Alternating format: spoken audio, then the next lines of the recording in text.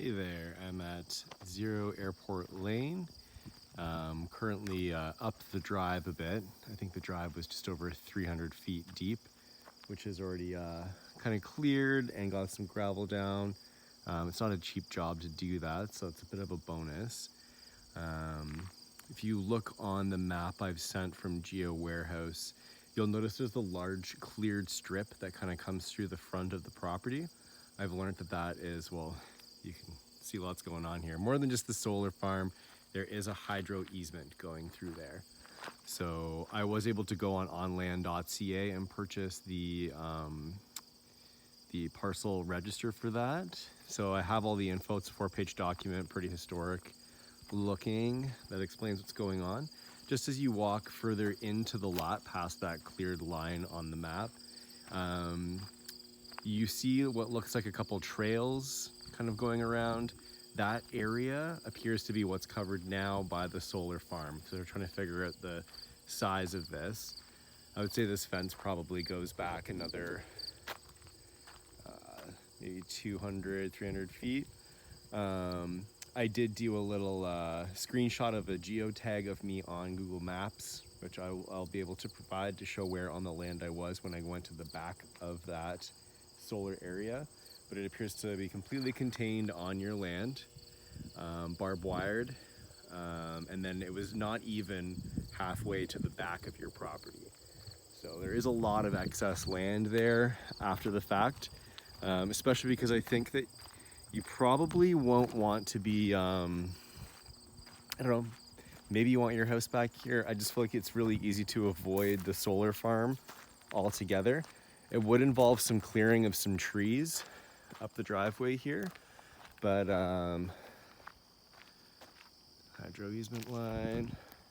Oh yeah, and for a landmark too, just before I head down the driveway, you can kind of see a fence down the way there. Yeah, that kind of crisscrossy. It's like 1, 2 poles deep there. That fence line does show up on Google Maps, so you can kind of figure out a little bit of where's where on your land. But I felt like that might have been somewhat of a boundary, and that is also just past the boundary of the solar enclosure there. So it was pretty great that you have that $4,000 income coming in from that. The drive, I might not do the whole thing just because it might be a little bit boring, but you can kind of see what's going on here. Most of it is pretty flat. Like I wouldn't worry about it for the most part. The first little get in of the driveway though is kind of these large bouldery rocks. I was able to get across them no problem by just driving slowly, but just know that those are there. To have your land be ready for residents, you're gonna have to get a culvert put in up there anyways, so there will be some disturbance. It's just like a big metal pipe that goes through for any future ditch work. You're gonna want your address blade so you actually don't have to be Zero Airport anymore.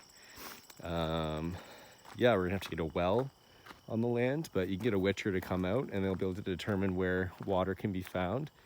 I like the topography here though. You come up a bit of a hill to get up here, so you are kind of raised.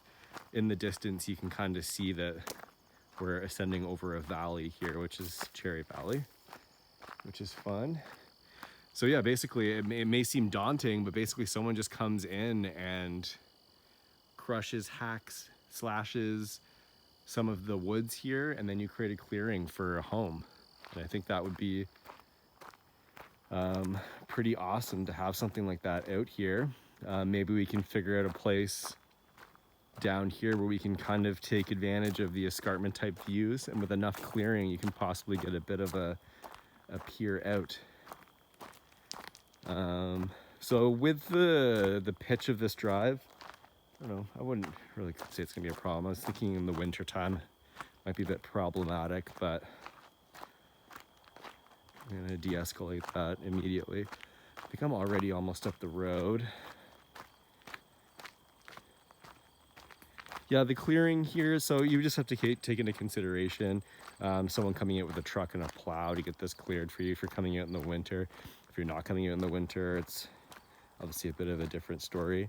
We didn't get a ton of snowfall last year, so I have a property that they have a very decent driveway, big size, and they only had to shovel it like 5 times or something they were saying. So just for perspective, it doesn't have to be a huge thing. And I am at the edge of the road here after all, so I'll just show you. It just gets super rocky here. And I think after I've driven on it a couple times, I probably wouldn't care about it so much, but just wanted to make sure. So yeah, edge of Airport Road here. I mentioned before that it is a bit of a, it gets pretty crazy this way towards Lochsloy.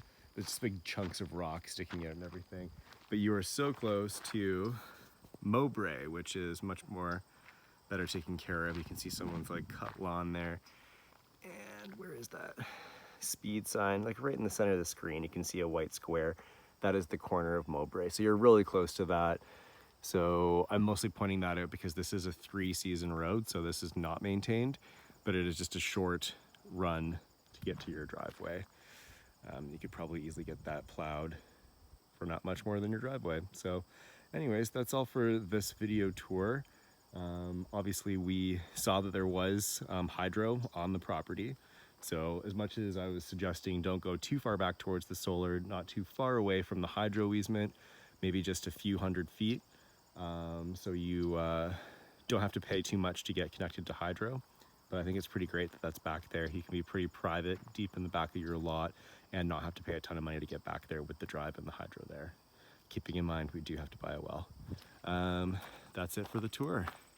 Sorry to have the screen in such a boring spot there. Thanks, bye.